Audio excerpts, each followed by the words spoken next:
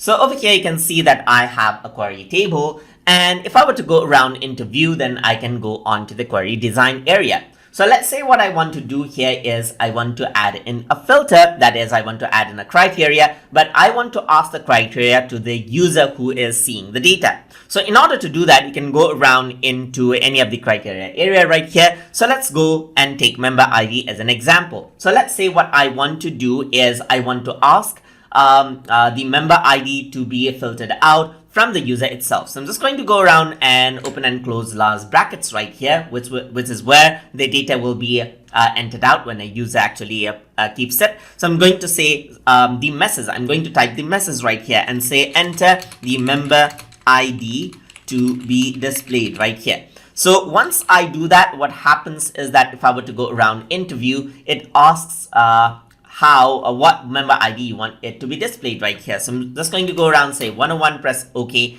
and now you can see it only displays 101.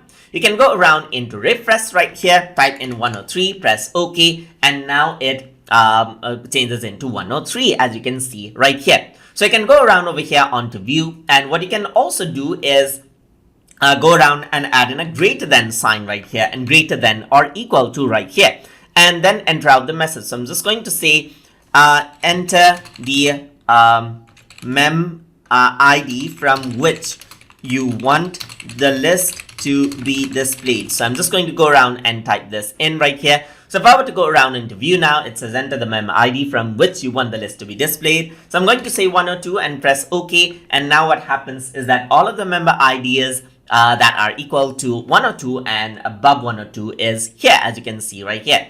So you can go around and refresh it right here. So if I were to say 103 and press OK, now you can see there's 103, 104 right here. And all the numbers below 103 is not displayed. And that is how you can ask for parameters from the user itself for the criteria while running the query inside of Microsoft Access. So hope you guys learned something as always. And as always, please like, comment, share, and subscribe.